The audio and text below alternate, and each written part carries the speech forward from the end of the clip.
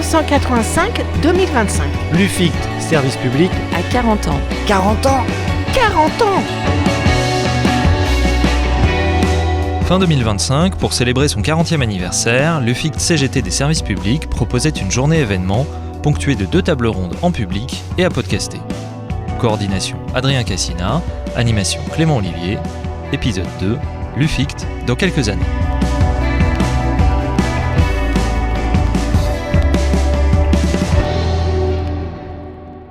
Notre futur se joue maintenant.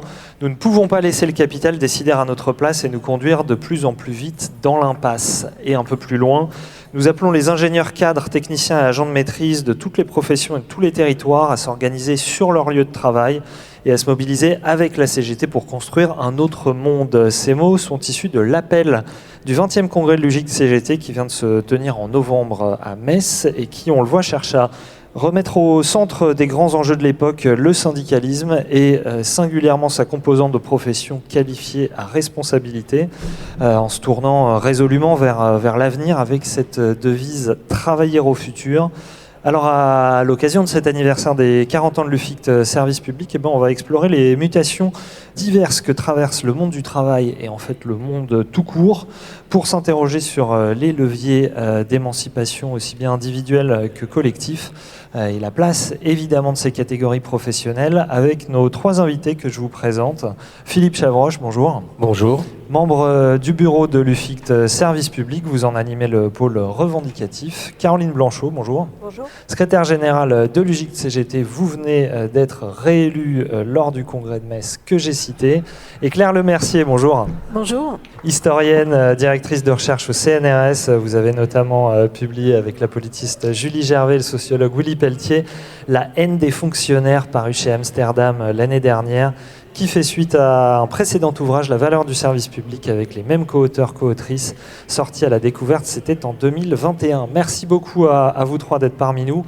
Pour commencer, Philippe Chavroche, peut-être qu'on peut dresser un paysage de qui ils et elles sont ces ingé cadres tech aujourd'hui dans la fonction publique, leur proportion, la répartition femmes-hommes, et qui va évidemment ensuite nous permettre de nous projeter dans les années qui viennent.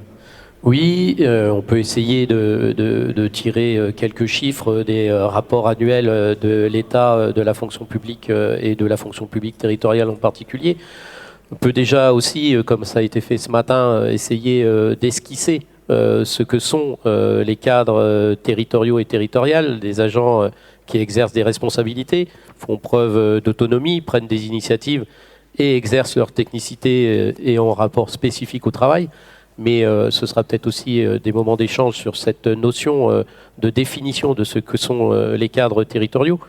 Mais pour revenir à quelques chiffres, où sont les cadres et qui sont-ils par rapport, comme vous l'avez cité, un extrait de ce qui a été fait au congrès de l'UGICT de Metz. Ce qui a été présenté, par exemple, c'est le 51% dans la fonction publique et dans le privé, 51% de cadres dans les personnels et les agents, ce qui est très important. Dans la fonction publique territoriale, on peut estimer entre 30 et 35% le taux de cadres tels que nous on les considère, les A, les B et les agents de maîtrise. On a une part stable de la représentativité des femmes dans la fonction publique territoriale depuis des années qui s'élève à 61%.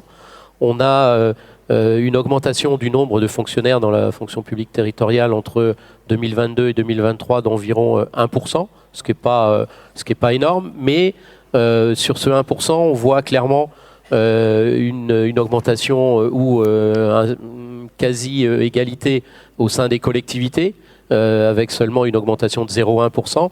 Et on voit par contre dans les intercos et les métropoles une augmentation de 2,6% du nombre de fonctionnaires.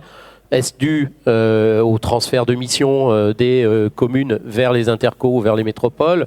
Est-ce dû aussi au passage de certains grades, catégories vers le catégorie B et les catégories A qui font que on a aussi des missions qui font que les cadres vont plus facilement vers les métropoles? On a aussi dans les données, c'est la pyramide des âges et en parallèle le nombre de contractuels. le nombre de contractuels dans les collectivités a augmenté de 6,2% entre 2022 et 2023, ce qui est très important. Et dans le même temps, on se rend compte que la pyramide des âges, la moyenne d'âge est plus basse chez les contractuels que chez les fonctionnaires territoriaux. Et du coup, une des questions qu'on peut se poser... Ça veut dire qu'il y a un effet générationnel. C'est des nouveaux qui arrivent, qui sont plus jeunes, qui sont contractuels, et les statutaires sont plus anciens, c'est ça ? C'est un peu ce qu'on peut traduire de ce chiffre-là, effectivement. C'est que les jeunes rentrent dans la fonction publique, soit parce qu'ils sont très diplômés et ils arrivent sur des contrats de mission, c'est-à-dire des contrats avec des durées déterminées et sans aucun avenir dans la fonction publique. Ou alors, on a des offres d'emploi avec des métiers qui ne rentrent plus dans les cases de la fonction publique territoriale. Et c'est là où on voit la difficulté à avoir des fonctionnaires titulaires jeunes venir. C'est que la formation n'est pas en adéquation avec les nouveaux métiers qui sont dans la fonction publique territoriale. Ou même avant c'était le cas avec les journalistes où on avait énormément de mal à trouver des fonctionnaires journalistes, du coup on n'avait que des contractuels. On a aussi la difficulté avec la périodicité des concours qui sont non plus tous les ans, mais maintenant on a des concours qui sont tous les 2 ans, voire tous les 3 ans. Et du coup on a des agents qui préfèrent commencer ou qui commencent plus facilement en tant que contractuels. Et après, l'autre difficulté pour ces agents-là qui sont contractuels, même s'ils passent d'un CDD à un CDI de droit public, se retrouvent confrontés à comment on récupère une ancienneté pour passer de la catégorie contractuelle à la catégorie fonctionnaire sans avoir une perte de rémunération très conséquente. Il y a des agents qui font les efforts de passer les concours, de passer les examens, et quand ils arrivent au moment où on leur dit à ce moment-là, vous allez devenir fonctionnaire territorial, et quand ils voient la baisse ou le risque d'avoir un salaire maintenu pendant 10 ou 12 ans du fait du rattrapage de la grille, et du coup ils abandonnent et ils préfèrent rester contractuels. Donc on a ces difficultés-là dans les éléments. Après, sur les chiffres, ce que nous on peut dire vis-à-vis de l'affiliation à l'UGICT, on a depuis des années une augmentation conséquente des affiliés à l'UGICT.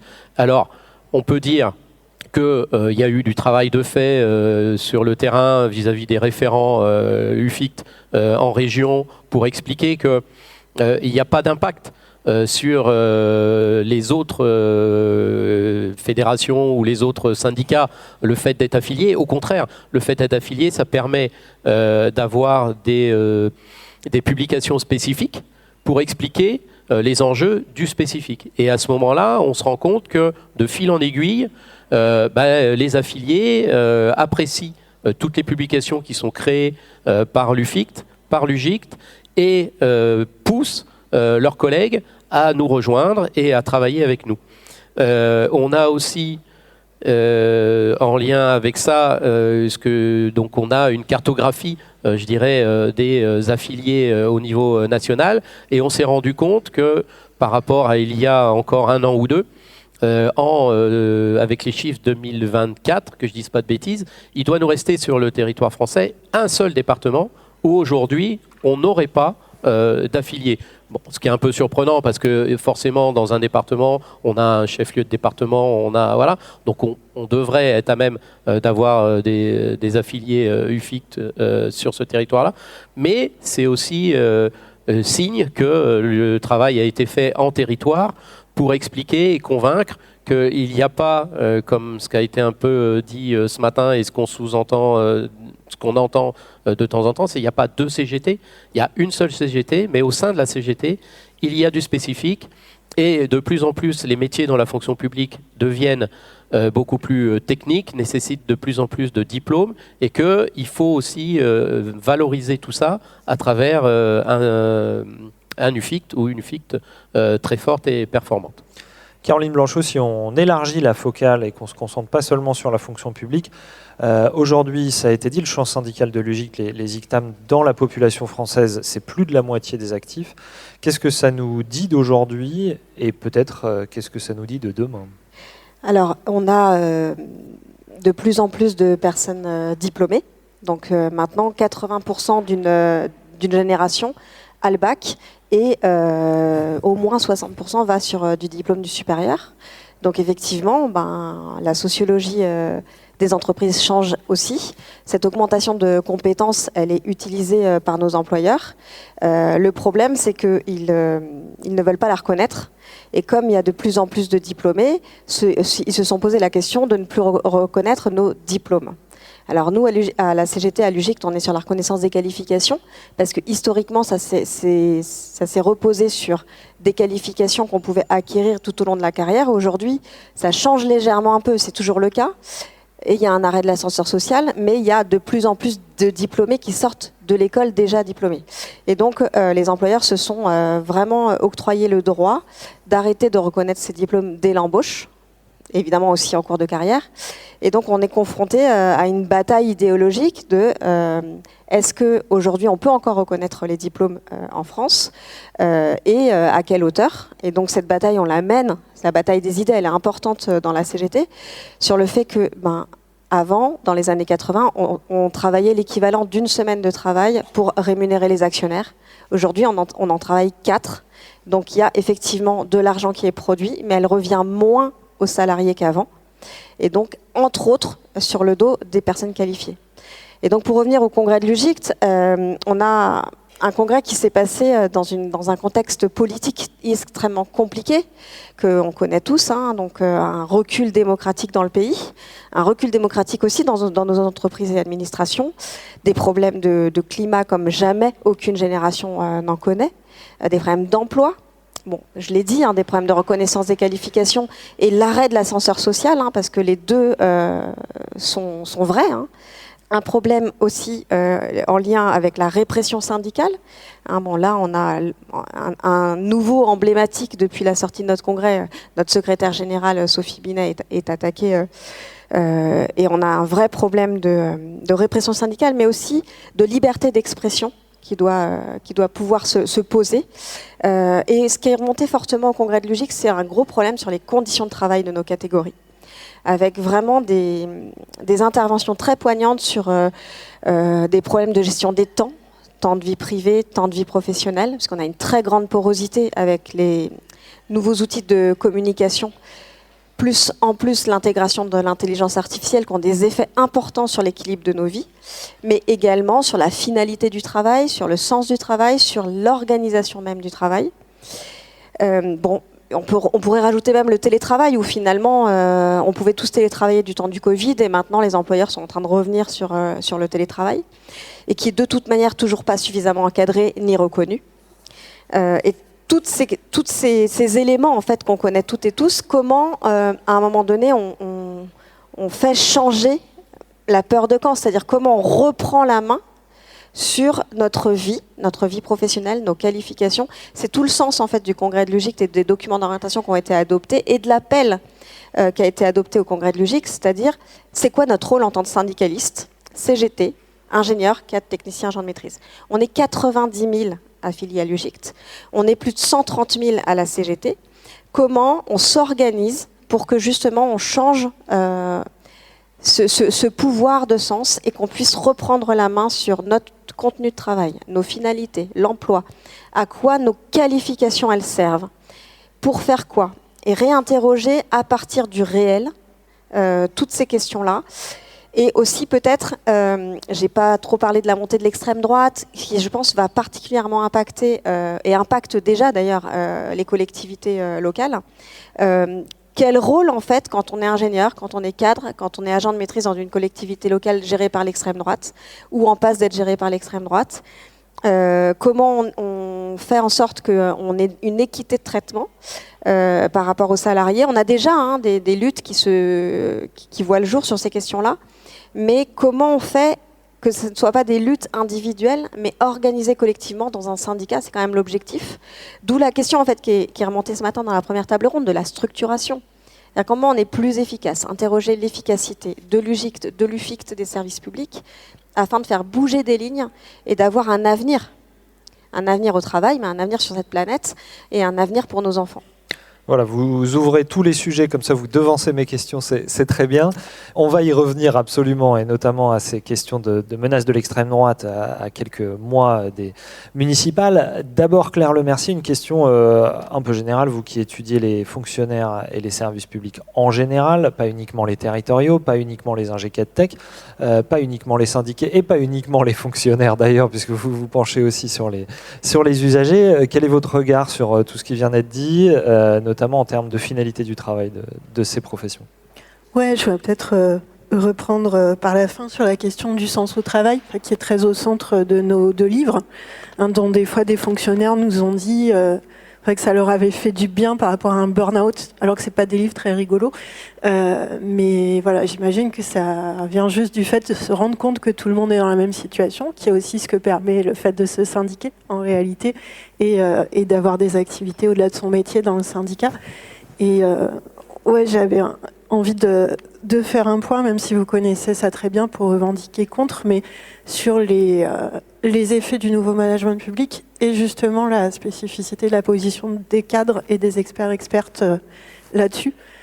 Parce qu'évidemment, dans nos livres, on insiste beaucoup sur le fait que c'est la cause de beaucoup des évolutions difficiles dans le sens au travail, mais aussi dans les conditions de travail qu'on vit depuis 25 ans. En particulier, le fait que le nouveau management public s'est construit comme étant nouveau. Alors, il faut toujours rappeler qu'il s'est construit comme étant nouveau dans les années 1970. Donc, moi qui date également des années 1970, je peux vous dire que je suis plus tout à fait nouvelle. Donc, on peut déjà rappeler à ceux qui le promeuvent que ça n'est pas tout nouveau. Mais ça a été construit vraiment sur cette idée. Ce qui est nouveau, c'est le management. Ce qui est vieux et archaïque, c'est typiquement les règles du statut de la fonction publique dans leur côté impersonnel et donc décrits comme rigides et bureaucratiques. Par exemple, les règles d'avancement à l'ancienneté ou les grilles indiciaires, donc le salaire indépendamment de la supposée performance individuelle.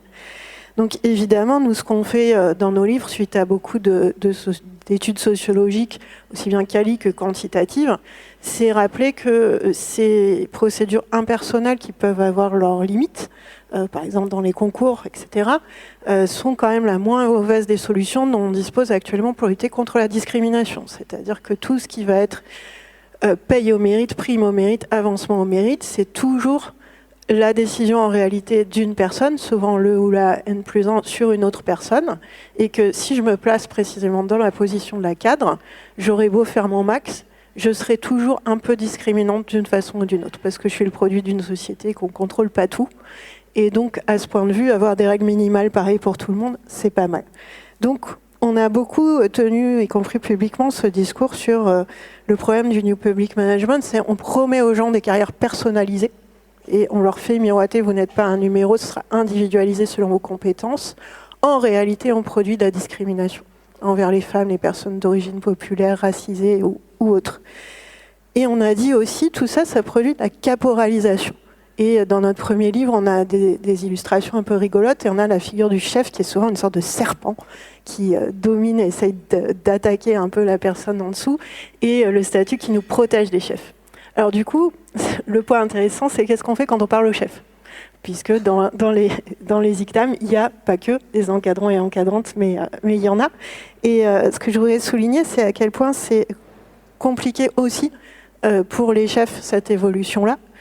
À la fois parce que quand vous êtes mis en position de juger des personnes, de discriminer, ben c'est pas super personnellement, et puis ça crée bien évidemment des jalousies dans les équipes, quels que soient les choix que vous faites en essayant de les faire les plus justement possible. Donc ça rend plus difficile le maintien d'un collectif de travail. Également parce que tout ça se fait au nom de l'autonomie. C'est toujours l'individualisation et l'autonomie, les valeurs très positives qui sont données. Mais on sait bien qu'en fait, le management intermédiaire dans le nouveau management public, il est surtout chargé de suivre des indicateurs, remonter des indicateurs, s'adapter à des indicateurs. Et donc, y compris dans la façon d'évaluer les gens, on est fort contraint. Et enfin, dernier point, parce que je sais, j'ai vu aussi à quel point vous êtes attaché à cette logique de compétence, d'expertise métier aussi. C'est-à-dire que si on est cadre, c'est pas juste parce qu'on est chef, c'est avant tout parce qu'on sait faire bien certaines choses dans son métier. Souligner, et ce qu'on souligne dans nos livres beaucoup, c'est à quel point ce nouveau management public il s'est construit avec une idée du management avec un grand M totalement abstrait. Comme si on pouvait manager de la même façon non seulement le public et le privé, ce qui est évidemment absurde, mais n'importe quelle entreprise comme n'importe quelle autre entreprise, n'importe quel service public comme n'importe quel autre service public. Et j'ai envie de dire, c'est intéressant leur attaque contre la reconnaissance des diplômes, parce que le seul diplôme qu'ils respectent par-dessus tout, ça va être un diplôme de manager. C'est que là, on va avoir fait la grande école de management, et là, du coup, on est capable de diriger absolument tout comme absolument n'importe quoi. Et il me semble ce qui est intéressant dans la catégorisation XAM, c'est que du coup, elle regroupe des personnes dont l'essentiel de l'emploi du temps, c'est faire de la coordination, de l'organisation du travail des autres, etc., ce qu'on appellerait des cadres d'encadrement, et des personnes qui sont catégorie A ou B parce qu'elles maîtrisent hyper bien leur métier, qu'elles sont plutôt en position technicienne ou experte. Et j'espère, avec l'horizon, que le bon ou la bonne cadre, c'est quelqu'un soit qui est carrément issu du métier, soit qui, même si c'est quelqu'un qui fait du pur management, qui s'intéresse au métier des agents et agentes en dessous, qui essaie d'en comprendre les spécificités, d'en tenir compte dans l'organisation. Et ça, c'est évidemment ce que le nouveau management public veut tuer à tout prix, avec l'injonction à la mobilité des cadres, de changer de service tous les 3 ans et surtout pas regarder ce qui se passe en dessous. Donc à la fois, je trouve que ça n'est pas très rassurant tout ça par rapport au métier que vous défendez. Et ça montre la centralité de cette figure de soit l'expert-experte, soit l'encadrement intermédiaire, qui s'en prend peut-être particulièrement plein la figure en contexte de nouveau management public, mais qui peut aussi peut-être mettre des petits cailloux dans ces rouages-là. Est-ce que ce que vous décrivez, ça veut dire que le New Public Management est en train de vider le statut de la fonction publique, qu'elle soit d'État ou territoriale, de sa substance, Claire Lemercier, avec tout ce que ça implique comme risque en cas d'accession de certaines composantes de l'échiquier politique au pouvoir? Je pense qu'ils n'essayent pas tant de vider le statut de sa substance que vraiment de l'attaquer violemment. C'est-à-dire qu'autant, et vous me direz peut-être ce que vous en pensez dans votre pratique de responsable syndicaux, mais autant on n'a pas vu de personnes se faire élire sur l'ambition de détruire les services publics, contrairement à d'autres pays. En Argentine ou aux États-Unis, vous pouvez faire ça. En France, c'est pas encore un slogan très populaire. Autant l'idée d'attaquer le statut, elle est assez répandue, et aussi, je pense, parce que honnêtement, personne connaît très bien le statut. Moi-même, j'ai appris un max de choses en commençant à écrire dessus, et du coup, en allant lire des experts. Le statut, on l'a pas encore sur les casquettes CGT sexy avec des paillettes, quoi. On n'a pas encore réussi à rendre sexy le statut, alors que c'est un truc incroyablement libérateur, cool pour les femmes, pour les personnes racisées, pour les personnes queer. Il y aurait moyen. Et donc, ce qu'ils ont fait plutôt, c'est de essayer qu'il s'applique au moins de personnes possible, en fait, avec tous les dispositifs de contractualisation, et puis enlever des petits morceaux. Et de ce point de vue, je pense que vous le savez bien, mais la fonction publique territoriale, comme elle est la dernière arrivée dans le statut, elle a toujours été la première victime aussi des expérimentations. Des trucs des dispositifs qui ont tous des noms horriblement pas sexy et compliqués, mais de tout ce qui va lutter contre la séparation du grade et de l'emploi, qui était une chose extrêmement libératrice pour l'indépendance des fonctionnaires, c'est dans la territoriale que les choses qui relient le grade avec l'emploi, elles ont été remises en place en premier, 20 ans avant que ce soit dans la fonction publique d'État. Et donc, effectivement, vous l'évoquiez au Congrès apparemment, mais on peut vraiment se poser la question très concrètement là, de rappeler aux fonctionnaires, puisqu'il en reste encore, les atouts du statut. Peut-être même rappeler, mais je comprends vraiment la problématique des gens qui passent le concours et qui se rendent compte qu'ils vont gagner moins ou qu'ils vont avoir une grille de salaire plate, mais rappeler qu'est-ce qu'on gagne au statut. Notamment, je trouve que là, on peut vraiment faire l'argument par comparaison avec les États-Unis, où des collègues se sont fait virer, même s'il y a des recours judiciaires en cours, et où surtout, pour en parler avec des gens qui étaient aux États-Unis l'année dernière, c'est un silence de mort dans les bureaux, parce que de toute façon, si vous êtes fonctionnaire fédéraux aux États-Unis, vous n'avez pas le droit de parler politique au bureau, mais d'une façon incroyablement stricte, en fait. C'est pas du tout le devoir de réserve ou de neutralité d'ici. Et nous, on a un des seuls statuts au monde, en fait, de la fonction publique, qui était à la base assez protecteur sur les questions de conditions de vie, d'avancement et tout, et qui offre une liberté syndicale, un droit de grève et une assez grande liberté politique. et cette obligation de neutralité et cette obligation de ne pas suivre un ordre illégal, qui sont des choses que normalement on peut opposer à des municipalités, voire des gouvernements d'extrême droite, jusqu'au moment où ils détruisent le statut, ce qui serait certainement un de leurs premiers objectifs. Sur cet aspect désirable du statut, vous avez un passage assez savoureux dans le livre où vous vous amusez à réécrire Mon légionnaire d'Édith Piaf en remplaçant par Mon fonctionnaire, et vous dites tout de suite les faits ils tombent à l'eau, alors qu'en fait ça devrait être quelque chose de désirable. Caroline Blanchot, une réaction à ce qui a été dit et les échos que vous voyez dans les grandes orientations qui ont été votées à ce congrès. 2-3 mots de réaction à ce qui a été dit. Effectivement, New Public Management, c'est rien de nouveau. Moi, je viens de la SNCF. Le moins qu'on puisse dire, c'est qu'il y a beaucoup de choses que vous évoquez qu'on a subi à la SNCF, mais on pourrait transposer aussi avec les camarades des énergies. Moi, ça m'a fait penser en 2007 à Guillaume Pépi, ancien PDG de la SNCF, qui a réuni tous les managers, les dirigeants de l'époque, et qui a fait venir Michel Bon, à l'époque France Télécom. C'était avant qu'il soit condamné, pour dire c'est quoi comment tu as réussi à transformer France Télécom en Orange.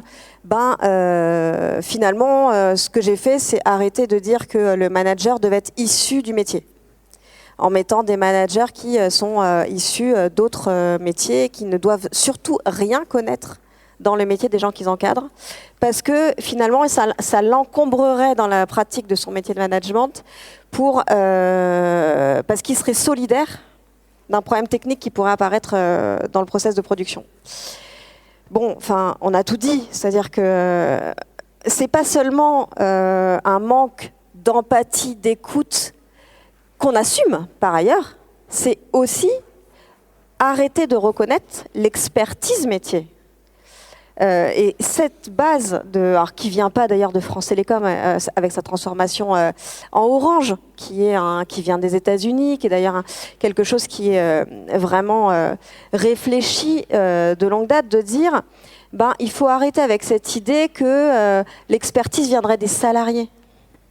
L'expertise, elle vient de notre capacité, nous, patrons, à organiser le travail, à optimiser la production, à la faire là où elle coûte le moins cher pour pouvoir développer plus de production, à augmenter les marges et finalement avoir un pays qui se développe toujours plus. En fait, cette lecture-là, elle ne peut qu'abîmer les gens. Mais elle n'abîme pas que les gens, elle abîme la planète. Et donc, c'est toutes ces idées-là qu'il nous faut combattre, nous, à partir de notre réalité de travail, avec l'aide de notre organisation syndicale, en tout cas de ce qu'on essaye de construire dans l'UFICT comme dans l'UGICT, c'est de dire, et c'est ce qu'on a dit au Congrès, cette organisation de travail, cette philosophie politique, elle nous emmène droit dans le mur et très rapidement. Et elle est en roue libre, c'est-à-dire que le capitalisme est en fin de vie, mais ça ne s'arrêtera pas si on ne l'arrête pas. Donc il faut qu'on puisse réinterroger pourquoi on forme les enfants, pourquoi on les envoie à l'école, pour faire quel métier derrière, avec quelle finalité, réinterroger la consommation, comment on doit consommer. Il ne s'agit pas seulement de se dire il faut moins de dentifrice ou moins de voitures. Il s'agit de s'interroger sur c'est quoi l'utilité du travail pour le bien collectif. Et cette interrogation, pour l'instant, on n'arrive pas à faire percer parce que la droite, l'extrême droite manipule un petit peu ces idées de dire il n'y a pas d'autre alternative. Ça vient de Thatcher, c'est pas tout nouveau non plus, mais il n'y a pas d'autres alternatives. Mais si, en fait, il y a d'autres alternatives, mais elles ne sont pas juste possibles, elles sont vitales. Il faut qu'on y passe, il faut qu'on y passe vite. Et ça, je pense que nous, ingénieurs, cadres, techniciens, agents de maîtrise à la CGT, on a une responsabilité particulière, évidemment avec nos collègues ouvriers employés qui s'organisent pour dire stop sur ce qu'ils vivent. On a une responsabilité particulière pour ouvrir les champs des possibles et montrer que le possible, il est maintenant. Un petit peu comme d'ailleurs, je ne l'ai pas dit tout à l'heure, je l'avais écrit, mais au congrès de l'UGICT, on s'est dit, bon, là, ce qui est devant nous, c'est une montagne, c'est l'Himalaya. Enfin, jamais une génération avant nous n'a été confrontée à autant d'obstacles et de difficultés à surmonter. Mais quand même, on s'est dit, la CGT, elle a 130 ans, comment les générations avant nous ont surmonté les obstacles? Et il y en a quand même eu des importants. Enfin, je pense notamment à la Seconde Guerre mondiale. On a reconstruit un pays alors qu'il n'y avait pas d'argent, alors que les gens avaient subi plusieurs années de guerre, d'oppression. Et on a réussi, et notamment quand on regarde l'historique des années post-Seconde Guerre mondiale, on s'aperçoit que les ingénieurs cadres techniciens de la CGT, ils étaient omniprésents dans la reconstruction du pays. Et justement, dans le rôle, quel rôle on leur donne, quelle finalité on leur donne quand on est dans le ferroviaire et qu'on reconstruit des lignes qui ont été explosées par les bombes, y compris même par nous-mêmes quand on était dans la résistance. Comment on s'interroge sur comment on fait de l'énergie pour descendre le prix de l'énergie, pour nationaliser l'entreprise, pour se dire que c'est un enjeu de reconstruction du pays, etc. On l'a déjà fait. Et donc ça, il faut qu'on le refasse. Et il faut qu'on le refasse avec des enjeux environnementaux, en plus du reste, qui sont importants, mais on a un optimisme parce qu'on l'a quelque part déjà fait. En tout cas, on a des voies du passé qui nous montrent le chemin. Et c'est ce chemin-là qu'on a la prétention d'essayer de tracer avec ce 20e congrès de l'UGICT.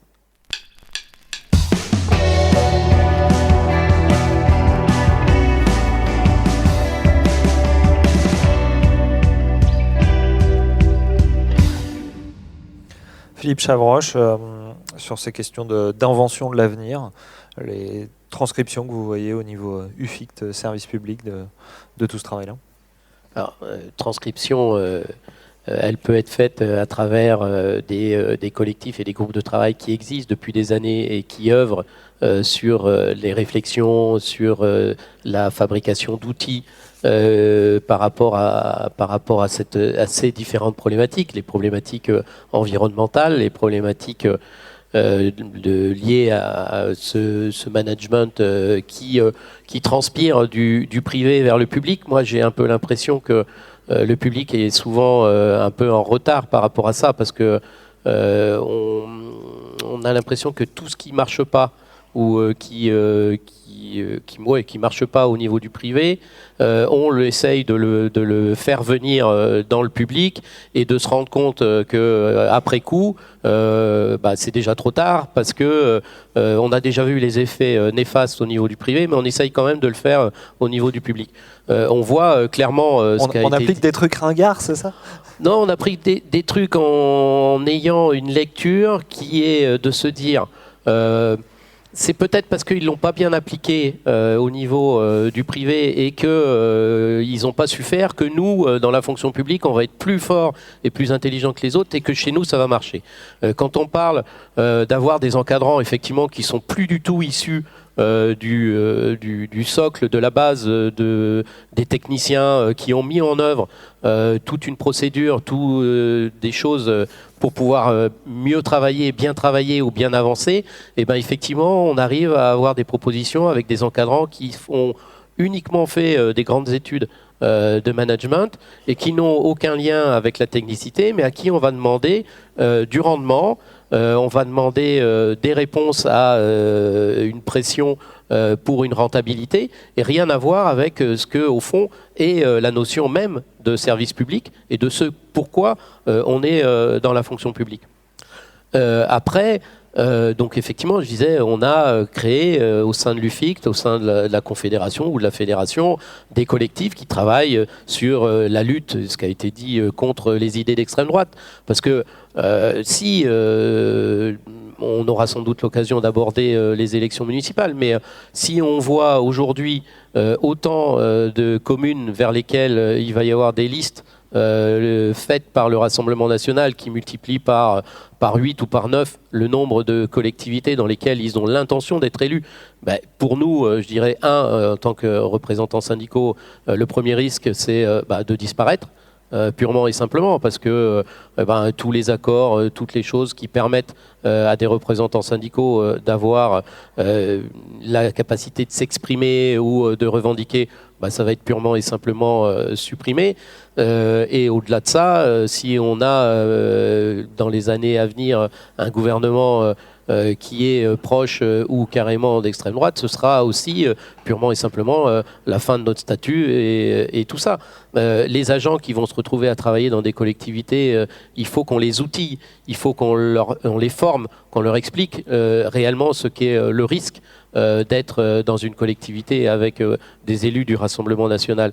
On a des collectifs aussi en lien avec des spécificités sur les psychologues, sur les encadrants et les choses comme ça. J'espère que j'ai répondu à la question. Oui. Et poursuivons là-dessus sur le fait d'exercer sous un pouvoir d'extrême droite dans une collectivité territoriale.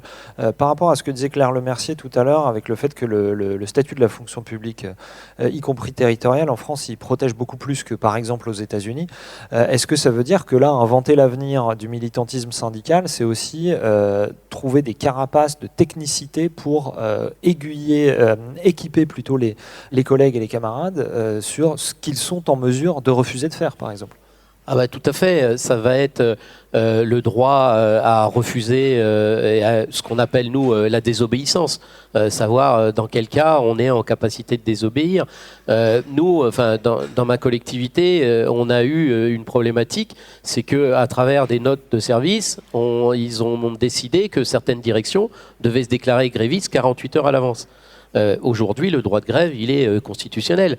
Sauf que par le biais du schmilblick, de notes qu'on a attaquées au tribunal et pour lesquelles on a perdu, il y a une espèce de limitation de ce droit de grève en demandant aux agents de se déclarer 48 heures à l'avance. Mais si demain, on a des collectivités avec des élus du Rassemblement national, j'imagine, ou je ne devrais pas imaginer, mais que le droit de grève va être clairement et simplement supprimé. On va dire aux agents territoriaux, vous n'avez plus le droit de faire grève parce que vous rendez un service public et que de toute façon, c'est plus possible. Donc il va falloir qu'on crée des outils pour expliquer aux agents quel est leur droit, quels sont leurs droits, leurs devoirs, et puis qu'ils ne puissent pas avoir des risques de sanctions parce qu'ils sont un peu à côté de... Mais je dirais, le plus grand sujet aujourd'hui à évoquer dans le cadre des informations syndicales, dans le cadre des formations et tout ça, c'est de faire en sorte que ça n'arrive jamais, en fait. Mais malheureusement, c'est déjà arrivé. Donc il faut faire en sorte d'expliquer à tous les agents territoriaux ou qu'il y a un vrai risque, qu'il ne faut pas croire à tout ce que peut raconter le Rassemblement national sur un avenir meilleur. L'avenir meilleur, il n'existe pas à travers ce genre de choses. Caroline Blanchot. Oui, je voulais réagir à la partie que tu disais sur le fait que ils appliqueraient finalement avec du retard ce qu'ils appliquent dans le privé, mais qu'ils n'auraient pas mesuré le fait que ça ne marche pas et que du coup ça vient quand même chez vous. Moi je pense malheureusement que c'est leur prêter beaucoup trop de bonnes intentions. Et je pense que ce n'est pas juste de l'incompétence. Je pense qu'il y a un vrai projet politique derrière. Et je pense qu'au contraire ça marche trop bien dans le privé. Pourquoi ne pas l'appliquer dans le public ? Parce que l'objectif, c'est que le public coûte moins cher à la société pour qu'on puisse dégager l'argent pour les actionnaires et pour les entreprises. Par exemple, là, clairement, on a dégagé depuis quelques années 211 milliards d'aides aux entreprises. Donc le sénateur Fabien Gay nous a fait le plaisir de faire un numéro de perspective avec nous pour nous expliquer. On l'a reçu en plateau, absolument, c'est ça. Après sa commission sénatoriale. Et ce projet de société, il vise pas ce qui a promu à la création des fonctionnaires, de la fonction publique, c'est-à-dire l'équité d'accès. Leur projet politique, c'est, il faut de l'accès à minima pour ceux qui n'y arrivent pas, et pour tous les autres, on n'a pas besoin de passer par là, on n'a pas besoin d'avoir finalement du ferroviaire partout, mais que dans les grosses agglomérations, on n'a pas besoin d'avoir des bibliothèques partout, parce qu'on ne voudrait pas non plus que les jeunes puissent se cultiver. Enfin, il y a un projet politique qui est celui de toujours dégager le plus d'argent, qu'on soit dans le privé ou dans le public, pour mieux rémunérer ceux qui en ont déjà, et qui en ont déjà beaucoup trop et qui ne payent pas d'impôts parce qu'il n'y a pas de justice fiscale en fonction des revenus et encore moins en fonction du revenu du travail et du revenu du capital. Mais derrière, il y a aussi une idéologie. Ils sont quand même embêtés par les élections, on va dire. C'est quand même le peuple qui vote, et notamment présidentiel. Et là, le risque, c'est qu'il y a une escalade, comme le peuple n'est pas content, il y a une escalade à la recherche vers l'extrême droite d'en faire toujours plus. Et cette escalade-là, elle se matérialise par des décisions, y compris par un gouvernement qui n'est pas d'extrême droite, et c'est pas le premier, à prendre des décisions qui vont à l'encontre du bien commun, du vivre ensemble, et des droits et libertés de chacun. Et ça, c'est dangereux. Et on a une responsabilité pour le pointer, le dénoncer, encore plus quand on est dans la fonction publique.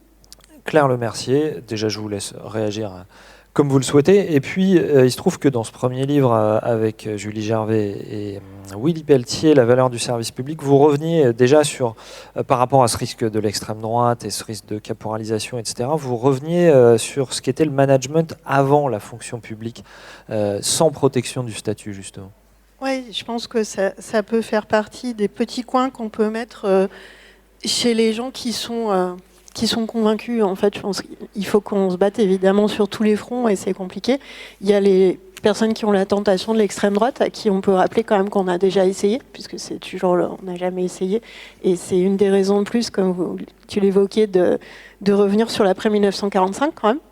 C'est que quand même le statut, on l'a fait aussi après avoir essayé l'extrême droite, parce que ça n'avait pas très bien marché. Je pense que des fois, on peut les prendre au mot. Mais c'est compliqué. Enfin, quand on voit des agents de catégorie C de la territoriale qui votent de plus en plus à l'extrême droite, alors que ça serait sans doute parmi les personnes les plus touchées si l'extrême droite était au pouvoir local ou national. Donc il y a parler aux gens tentés par l'extrême droite. Et je pense qu'il y a parler aux gens tenté par ce discours dont tu as bien démonté les fondements idéologiques, mais qui se vend sous les dehors de l'efficacité des économies pour les contribuables. Et tout va être plus efficace et donc ça va coûter moins cher et en plus le service sera mieux rendu. Et il y a quand même beaucoup de gens qui n'y ont jamais réfléchi, qui sont séduits par ça parce que c'est un discours ambiant depuis tellement longtemps. Et là-dessus, je voudrais venir 2 minutes avant de venir sur les chefs sur la question de l'externalisation, parce que je trouve que là, on a un coin qu'on peut enfoncer plus qu'il y a quelques années, sur c'est pas toujours mieux de faire par le privé. Alors déjà, indépendamment de l'externalisation, il y a eu quand même les scandales autour des crèches privées, des EHPAD privés qui me permettent bien d'argumenter sur la différence entre le public et le privé. Mais sur l'externalisation en soi, il commence à y avoir des travaux, on en cite certains dans la haine des fonctionnaires, qui souligne à quel point le service public il est moins bien rendu et souvent ça coûte plus cher. Donc évidemment le cas caricatural c'est recourir à des cabinets de conseil plutôt qu'à des universitaires, c'est quand même hyper plus cher. Mais un autre cas intéressant c'est la question du nettoyage des bâtiments et singulièrement on en parle dans la haine des fonctionnaires des hôpitaux et des EHPAD où en plus il s'agit d'un bio-nettoyage où il faut être très qualifié et où on nettoie dans les chambres des gens, ce qui n'est pas rien. Et comme pour le nettoyage des collèges et des autres bâtiments publics, c'est de plus en plus sous-traité à Honnête, Samsic et leurs copains et leurs actionnaires s'enrichissent énormément. Et là, il commence à y avoir des travaux qui montrent bien, que le travail n'est pas fait de la même façon, principalement parce qu'on a du personnel précaire, parfois encore sous-traité, intérimaire, que personne ne connaît. Donc il n'y a pas le lien humain qu'il pouvait y avoir avec une femme de ménage fonctionnaire que tout le monde voyait tous les jours. Et si c'est dans un EHPAD, c'est encore plus important. Et on voit aussi que ça coûte plus cher, en fait, à la fin. Pourquoi ? Parce qu'ils soumettent en faisant les moins 10 ans. Mais en fait, au budget de l'État, en général, ça coûte plus cher, ne serait-ce que parce que leurs salariés sont tellement précaires qu'elles sont éligibles à des tas d'aides sociales. Et donc, à la fin, c'est les départements, par exemple, qui vont sous-traiter l'entretien des collèges, soi-disant pour que ça coûte moins cher. Effectivement, ils vont moins sortir d'argent qui va au salaire des femmes de ménage, mais à côté de ça, ils vont sortir plein d'aides sociales qui vont à ces femmes de ménage pour se loger, si elles sont en famille monoparentale ou autre. Et ça, c'est défendu par des gens qui nous disent qu'ils sont pour la société du travail et pas de l'assistanat. Ça, c'est quand même assez facile à utiliser comme cas pour démonter, y compris l'argument que ça coûte moins cher. Et autre cas qu'on m'a sorti dans une réunion, dans une discussion comme ça, d'un fonctionnaire de la mairie de Paris, qui s'occupe du service d'entretien des bâtiments, qui déplorait d'avoir pratiquement plus de chauffagistes professionnels dans le personnel de la ville de Paris, donc qui font venir des entreprises qui viennent quand elles viennent, et qui n'ont pas l'expertise métier très spécifique. Et donc là, exemple très concret et parlant, dans les bâtiments de la ville de Paris, il y a le conservatoire. Dans le conservatoire, il y a des instruments de musique anciens qui ont besoin de conditions de température et d'hygrométrie précises. Et là, ils ont un orgue qui est en train d'avoir besoin d'être restauré par une autre entreprise parce que personne n'a été foutu de maintenir la bonne température dans la pièce. Donc c'est ça aussi l'externalisation, et je trouve que c'est des choses qu'on peut dire aux gens qui sont pris dans ce discours managérial sur c'est mieux, c'est plus efficace. Un coût chiffrable, quoi, c'est ça, hein. Y compris un coût chiffrable. Je pense qu'on peut vraiment agir sur les deux aspects. C'est arrêter avec ces conneries, on peut dire conneries ici, arrêter avec ces conneries de... Vous dites ce que vous voulez. C'est quoi le cœur de métier du service public ? Parce que voilà, la droite, comme on leur disait, ils disaient on va baisser le nombre de fonctionnaires. Les journalistes ont compris qu'on pouvait dire mais vous enlevez des profs ou des policiers. Donc maintenant ils disent ok, on garde les profs, les policiers, les médecins, mais on enlève tout ce qui n'est pas dans le cœur de métier. Donc c'est généralement tous les services supports administratifs, mais aussi voilà, entretien des bâtiments, nettoyage et tout ça. Et donc là, il y a vraiment, je pense que c'est important aussi pour les gens dans ces métiers, de dire mais non, c'est aussi dans le cœur de métier du public, et on a aussi besoin en fait de femmes de ménage fonctionnaires, de chauffagistes fonctionnaires, parce qu'on ne nettoie pas de la même façon, et c'est bien. Peut-être dans les entreprises aussi, ils pourraient par ailleurs réinternaliser, et on ne fait pas le chauffage de la même façon. Donc, premier point, arrêter avec ces histoires de cœur de métier. Deuxième point, en plus, ça ne coûte pas forcément moins cher d'avoir des fonctionnaires. Même dans ces cas avec un énorme turnover, une énorme précarité, etc., clairement, ça coûte plus cher d'externaliser. Et je ne parle même pas, pour revenir à l'aspect cadre d'encadrement, du temps que ça prend au cadre d'encadrement, au service RH, lorsqu'on a une externalisation ou une contractualisation avec des tout petits contrats, et donc un turnover énorme, de tout le temps récupérer les gens du prestataire ou les contractuels, leur faire visiter les locaux, leur expliquer le truc, là, et itérer ça toutes les 3 minutes. En fait, nous, on a ça dans les universités, y compris avec les vacataires. En fait, c'est aussi des heures de management qui sont vraiment utilisées à quelque chose qu'on pourrait très facilement éviter. Et donc, je pense que c'est des choses qui sont bien pour contrer les arguments de efficacité, rationalité. Le privé saurait mieux faire et pour moins cher. Et pour revenir à la question sur ce qu'il y avait avant le statut, avant le New Public Management. Effectivement, moi, à la base, je suis historienne du 19e siècle. Je suis venue sur ces sujets-là parce que ça me paraissait important d'avoir une prise de parole publique. Et donc, une des questions qu'on peut poser au nouveau management public qui a des nouvelles manières de gérer les RH qui sont tellement mieux et qui disent que le statut, c'est ringard, c'est comment on faisait avant. Et donc, l'histoire, c'est que les gens qui se sont mobilisés pour le statut, au départ, c'était vraiment pour des choses très simples. C'était pour obtenir des concours de recrutement plutôt que de la recommandation. C'était pour obtenir aussi qu'on ne soit pas viré dès qu'il y avait un changement de régime, ou limogé, qui est un mot pour dire on vous envoie à Limoges alors que vous ne vouliez pas y aller, qui était quelque chose qui se passait au 19e siècle pour des cadres plutôt dirigeants du public. Quand on changeait le gouvernement de couleur politique, hop, les préfets, les juges, tout ça, soit on les vire directement, soit on les envoie dans des endroits non désirables. Et puis au 19e, puisque c'est le sujet, il y a eu un certain nombre de changements de régime. Ouais. Voilà, c'était un peu fréquent. Et donc, en fait, les premières mobilisations dans le public, qui sont notamment le fait des instituteurs et institutrices et des facteurs, qui n'ont même pas le droit de se syndiquer à l'époque, qu'on fout en prison s'ils sont en grève, et ils prennent le risque d'aller en prison parce qu'ils ont fait grève pour des trucs comme « je voudrais avoir accès à mon dossier ». Je voudrais avoir le droit d'avoir accès à mon dossier pour savoir pourquoi on a pris une sanction, etc. Donc il faut voir aussi sur quoi on revient, si on revient sur ces acquis-là, et en particulier sur le recrutement. Dans notre premier livre, on reproduisait une lettre, mais vraiment il y en a littéralement des dizaines de milliers dans les archives, qui est une lettre écrite au ministre de l'Intérieur par un gars dont le fils était l'équivalent de stagiaire non rémunéré depuis 3 ans au ministère de l'Intérieur et qui aurait bien voulu que son fils soit recruté, payé. Et en fait, toute la lettre, c'est en mode « Monsieur le ministre, vous vous souvenez peut-être pas de moi ni de mon fils, mais en fait, nous nous sommes déjà croisés à la fête dans le jardin de machin bidule. J'étais aussi au mariage de machine bidulette avec votre cousin. » Bref, c'est uniquement du travail de relations, et notamment de relations familiales, au sein de la bonne bourgeoisie parisienne. Il n'y a aucun moment où il fait même semblant d'arguer sur des compétences de son fils, ni diplôme, ni quoi que ce soit. Et ça a marché. Le fils, il a fini sa carrière comme directeur d'asile, donc les hôpitaux psychiatriques de l'époque. Si ça se trouve, il était très bon. Je n'ai pas été chercher son dossier de carrière, mais on peut se dire que ça aurait été un coup de chance.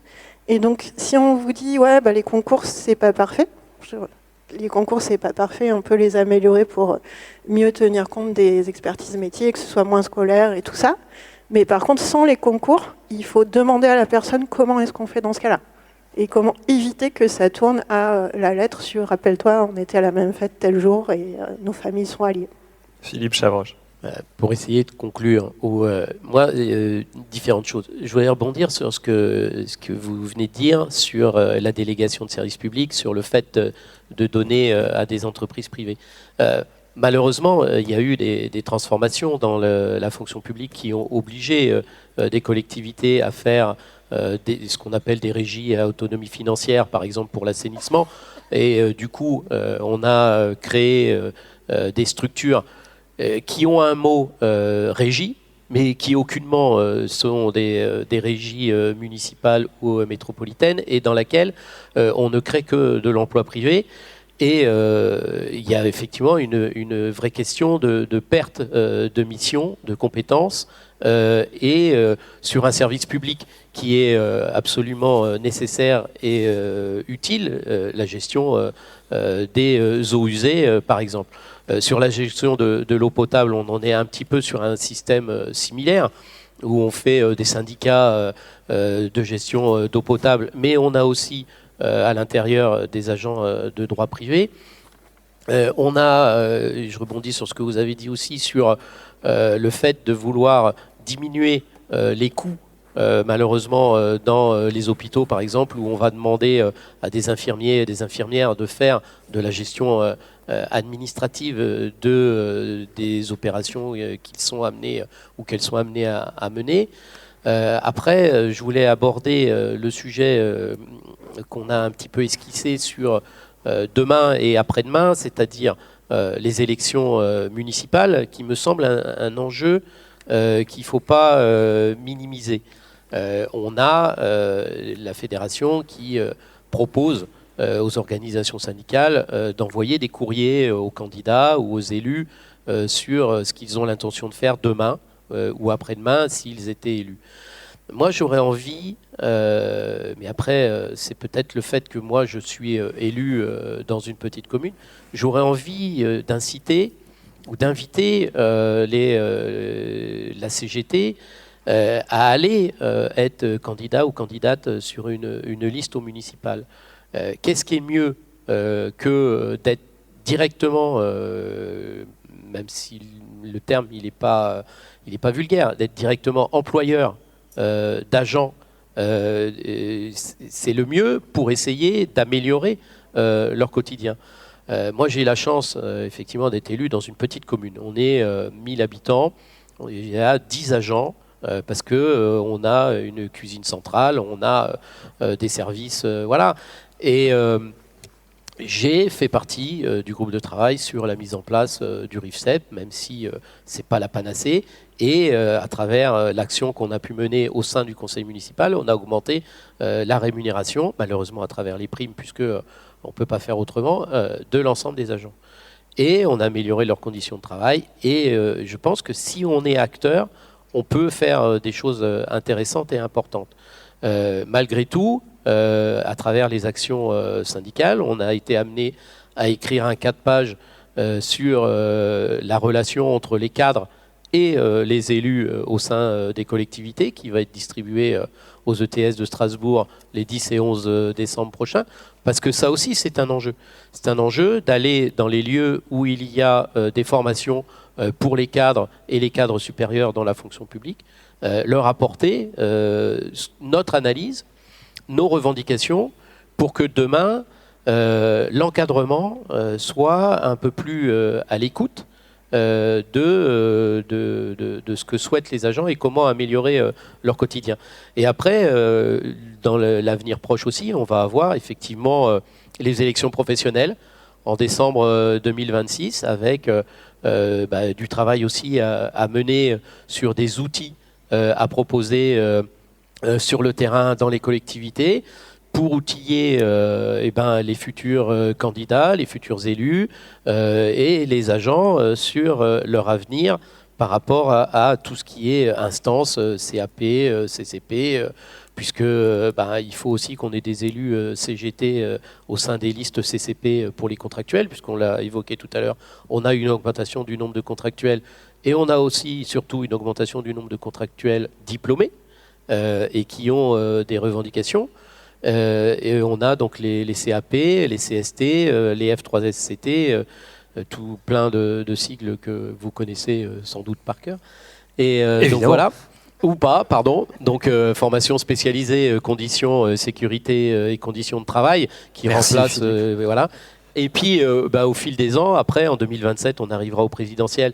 Et il faut aussi que le pôle revendicatif, mais tous les pôles travaillent sur des formations à délivrer sur le risque, effectivement, de l'arrivée de l'extrême droite. Et je terminerai sur notre relation en tant que UFICT, ICTAM, avec nos camarades ouvriers employés. Et peut-être, ce que j'ai évoqué quand j'ai eu l'occasion de le dire au congrès de l'UGICT, peut-être créer une formation ou quelque chose qui permettrait de lever quelques tabous, quelques idées préconçues de la relation entre les ouvriers employés et les cadres.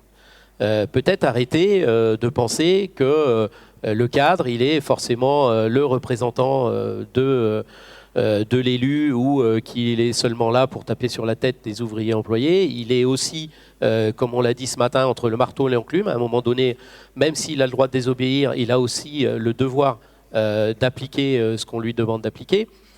Et que si on arrivait à faire...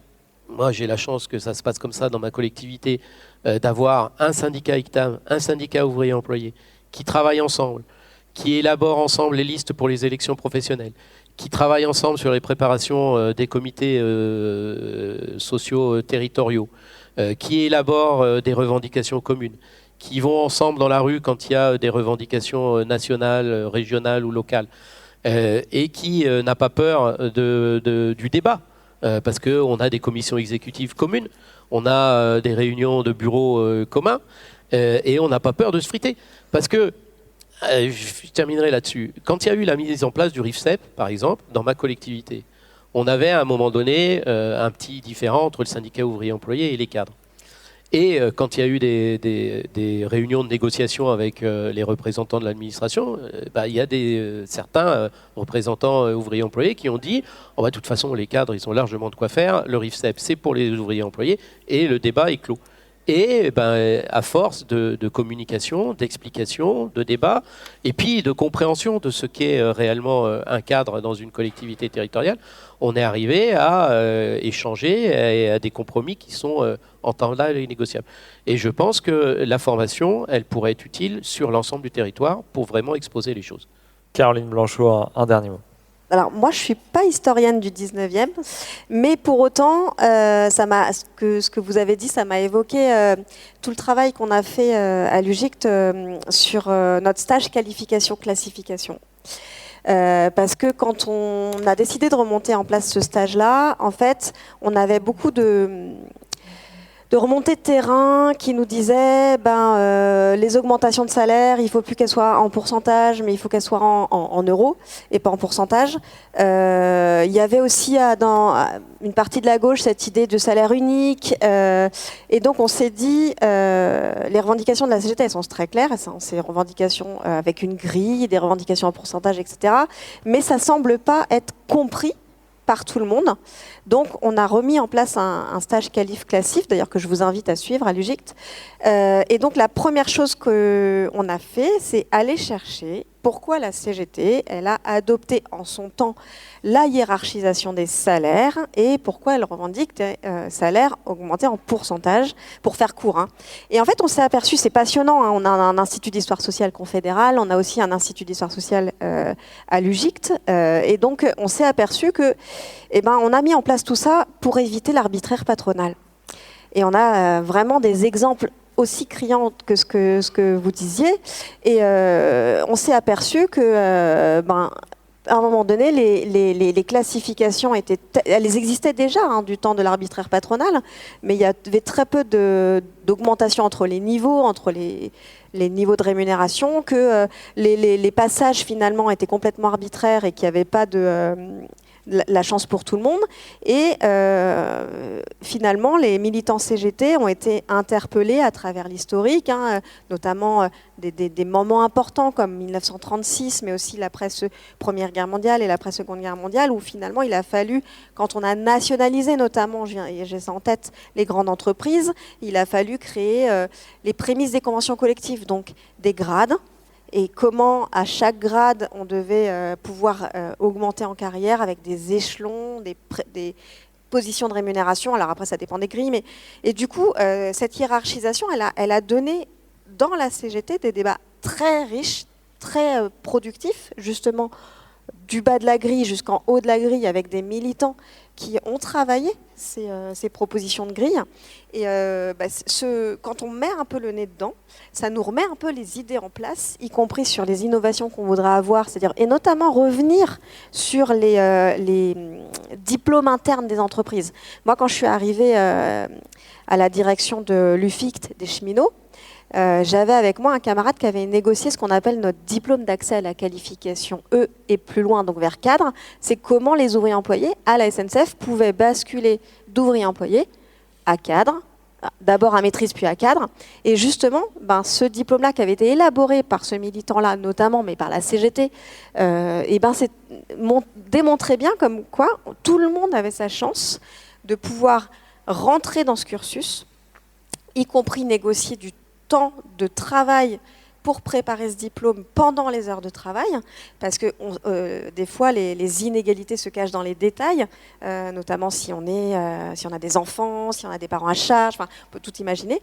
Et donc éviter l'arbitraire patronal, c'est hyper important, et je veux finir là-dessus, parce que justement, je reviens sur la non-reconnaissance de notre diplôme aujourd'hui, c'est que comme tout le monde a des diplômes, comme tout le monde a des qualifications. Je rappelle qu'à la CGT, on dit même quelqu'un qui n'est pas diplômé, au bout d'1 an d'expérience d'entreprise, il est qualifié. Mais comme 80% d'une classe d'âge va à le bac et va vers le supérieur, tout le monde a des diplômes maintenant, et ça continue à s'accentuer. Et pour réintroduire l'arbitraire patronal, il faut laisser entendre que ces diplômes n'ont plus de valeur. Et c'est ce que, d'ailleurs, à cette même place, avec toi déjà Clément, on a eu une représentante du patronat qui nous a dit que les diplômes n'avaient plus de valeur que des gens qui sortaient avec des masters sans savoir écrire français, sans faute d'orthographe. C'était assez impressionnant ce qu'elle nous a dit d'ailleurs. Mais l'idée quand même qu'on essaye de distiller, c'est finalement les jeunes aujourd'hui savent moins bien faire qu'avant. Et donc il faut qu'on ait des réseaux pour qu'on puisse avoir, avec des boîtes qui font des recherches de potentiel qu'on ne pourrait pas repérer par le biais de l'éducation nationale, que finalement les écoles privées, ça permet d'avoir un réseau pour qu'après...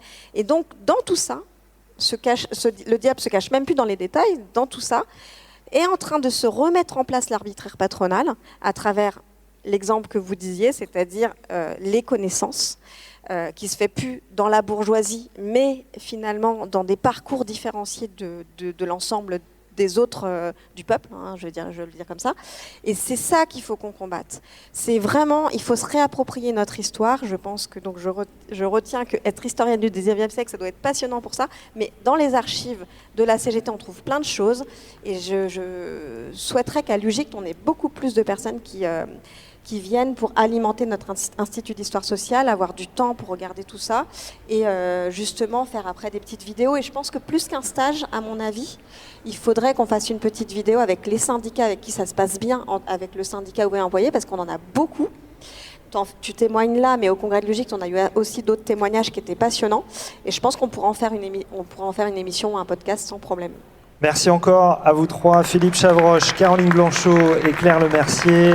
Merci à l'UFICT pour l'organisation de cette journée et à Adrien Cassina qui l'a coordonné, Jean-Philippe L à la technique et à la prise de soin. Surtout merci à vous dans le public ici dans le patio de la CGT à Montreuil et à très bientôt. Salut.